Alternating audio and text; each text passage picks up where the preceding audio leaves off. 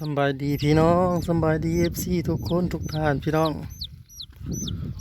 พอกันอีกแล้วซ่องพอดีแท็กยามแรงพี่น้องมาไหลงัวไปเอาไหลงัวมาผูกประสันซะ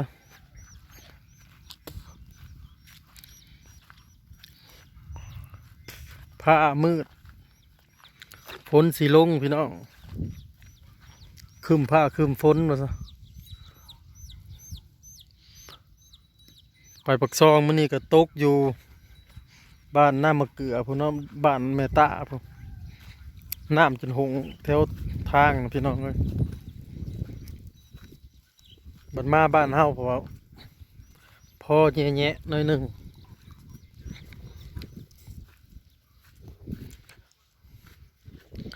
ลายงัวเขารักเขาแรงพี่น้องเขาคอก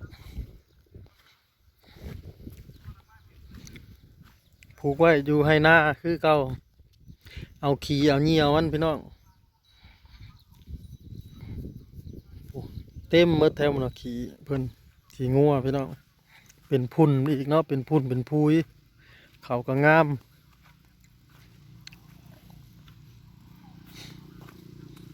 อีด่างลัก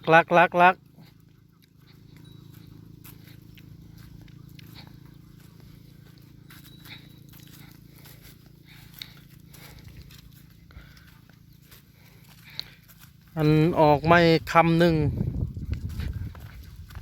เลี้ยงฮอปูตาพี่น้องที่พี่น้องสิเห็นอยู่ดอกในคลิปปีแล้วนี่มีไข่เฮือนละหน่วยไก่เฮือนละตูบ่แม่นไข่เฮือนละหน่วยไก่เฮือนละตูคันบ่มีไก่ก็เป็นเงิน20 บาทพี่น้องเงินแต่ละปีละ20 บาทเนาะ20 บาทน่ะก็เอาไปเก็บไว้ซื้ออันยังมาใส่นั่นแหละซื้ออันยังมาใส่ในฮอปูตาเลยพี่น้องสมมุติสังกะสีสมมุติมันมันพังก็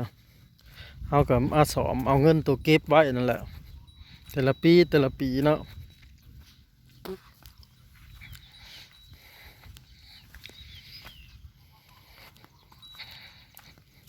เลี้ยงฮอปูตาแล้วก็ถือว่าออกให้ออกหน้าแล้วบาทนี่พี่น้องถึงย่ำหน้าเต็มตัวแล้วบาทนี่ถึงย่ำหน้าเลี้ยงฮอปูตาแล้วถือว่าแมนย่ำให้ย่ำหน้าแหละพี่น้องถ้าว่าถือแท้พี่น้องเอ้ย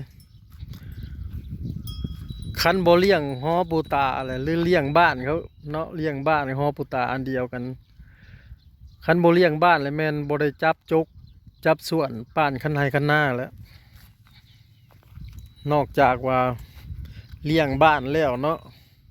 เอาจากในมาป้านให้ป้านหน้าแต่ถึงว่าเป็นย่ำให้ย่ำหน้าแล้วบ้านลงสู่นาให้หน้าเห็ดหัวเห็ดสวนได้บ้านขุดกลโพนเนาะถ้าว่าเฮาเลี้ยงฮอปูตาแล้วแต่ว่าคู่มือนี่สุดท้ายก็บ่ค่อยจะถือดอกผู้ถือผู้บ่ถือว่าซั่นซะผู้มักง่ายเขาเจ้ากับป้านโลดบ่ได้ท่าแต่เลี้ยงบ้านคือเฮานี่เลี้ยงบ้านแล้วพุ่นแหล้วเฮาจังเฮ็ดให้นี่แถวนี้มันหลายแล้วเฮาย้ายพี่น้องรักงัวเนาะย้ายไปขึ้นแถวเทิงพุ่นบัดนี้แถวเสาไฟขึ้นไปพุ่นแล้วย้ายไปเรื่อยๆเนาะผูกทั่วไปเบิดผูกได้เอาลูกผูกหดใต้ผูกได้พี่น้องแคมหน้าน้องเติ้นเพราะก็ผูกเปิ้นงัวเนาะผูกรอไปตามให้หน้าแล้วนี่ก็จะตกอีกแล้วฝนเนาะคึ้มเหมือนว่าพี่น้องท้องฟ้าเนาะคึ้มฟ้าคึ้มฝน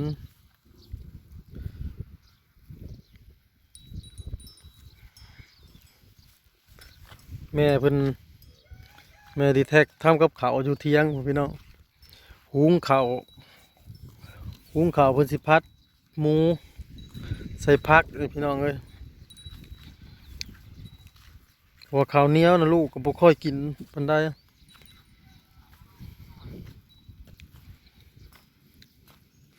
เจ้าขาวเจ้าขาว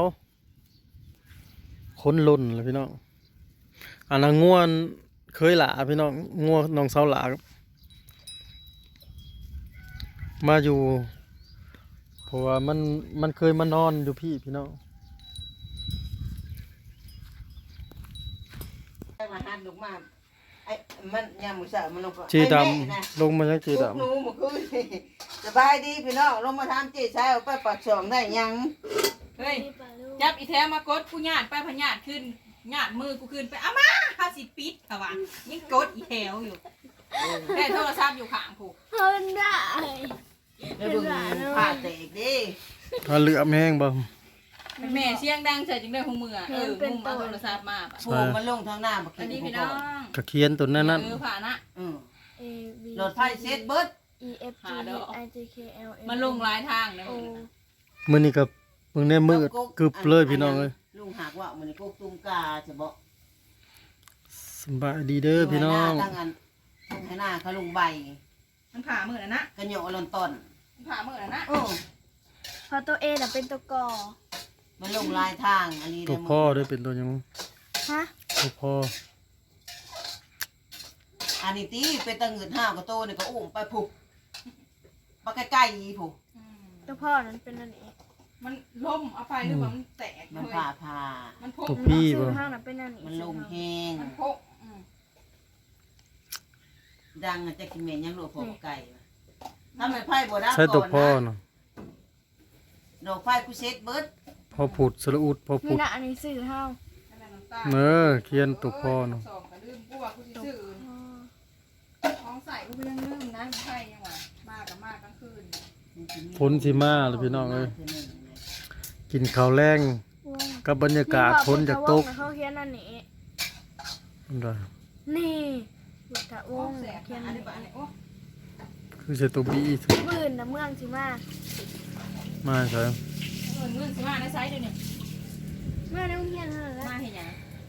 เพิ่นมาอวดเบิ่งซื่อๆคันว่าอันเพิ่นมาแล้วคันว่าเพิ่นช่องทองแล้วยังไข่มาแล้วเพิ่นสิไปเซ็งนักเรียน3 คน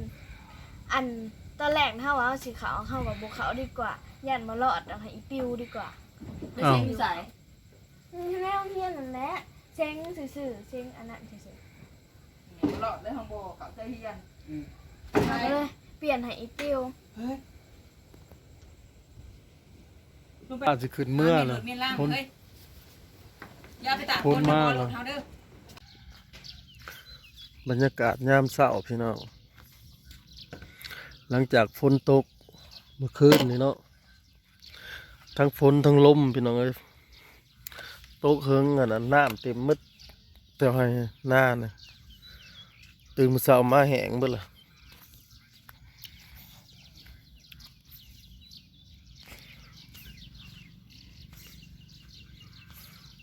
คือกับยามไห้ยามหน้าเนี่ยพี่น้องฝนตกมาเนาะ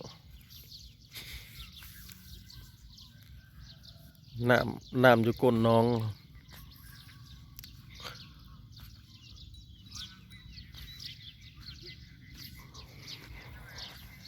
บรรยากาศดีพี่น้อง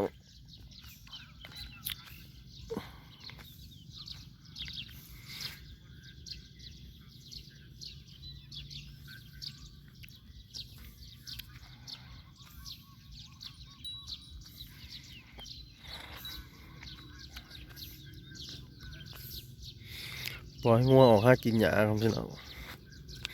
ถ่ายคลิปบ่จบเมื่อวานนี่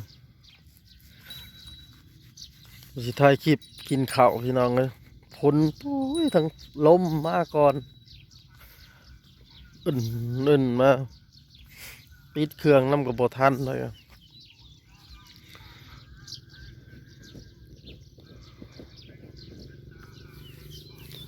เบินเลี้ยงฮอก็สิได้ป่านกันแต่หน้าขาดพี่น้องวันป่านกันแต่หน้าบอลเฮาเป่งน้ำออกอัดน้ำค้างน้ำไว้แล้วบานก็เกี่ยมลงสู่ไฮซูหน้าแล้ว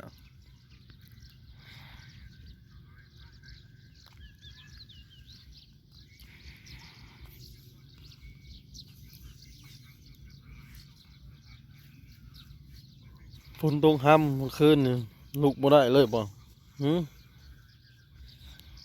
บ่ได้เอาเขาคอกพี่น้องเอ้ย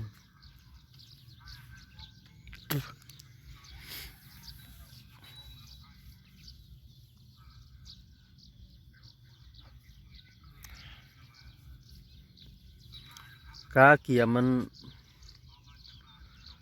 หัวโคมเมื่อคืนนี่เกียมไฟเกียมของบ่สิไปเยื่อง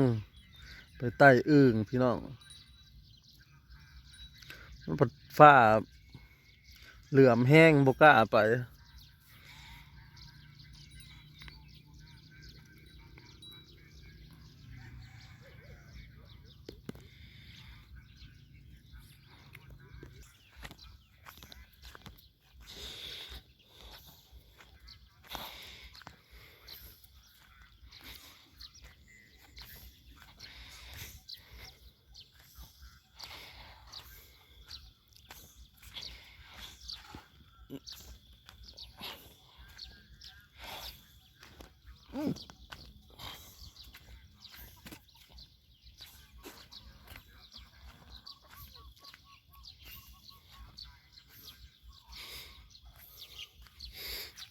หญ้าก็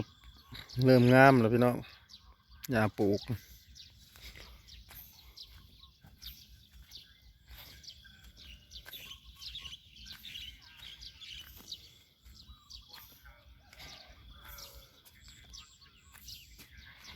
ลมคือสิเอาเทียงไปเนื้อพี่น้องดูดปึ๊ดดูดปึ๊ดขึ้นมากำลังสิกินข้าวเจดำกำลังย่างลงมาหลินน้ำน้อยหนึ่งลมมาฝนจากตกแล้วก็เมื่อพี่น้องเอ้ย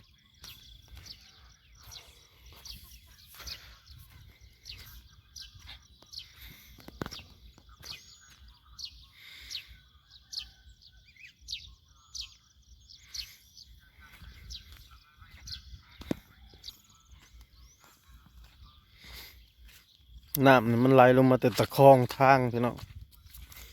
ตะคองคนทางเอาสิเกลื่อยเข้ามาเด้มันก็ไหลลงมาตาม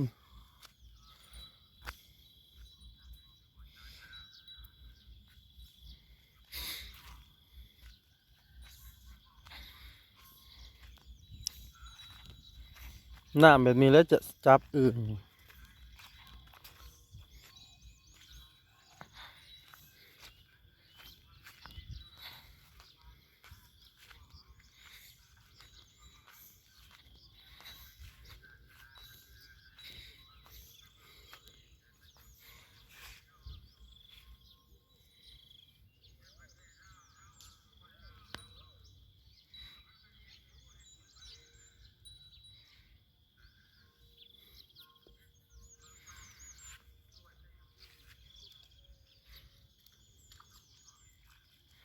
สิเข้าไปยังอะนะ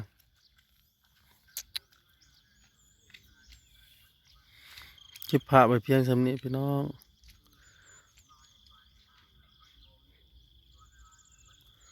ขอบคุณสำหรับการติดตามเนาะพี่น้องเนาะพอกันคลิปหน้าสบายดี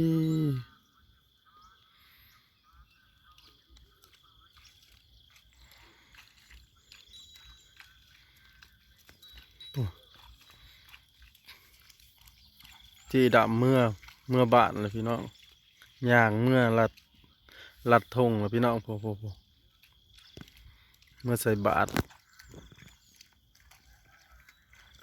บอกพี่น้องย่างเลยนะจีดำน้องสาวแม่ดีแท็กจะว่าขี่รถไปจาก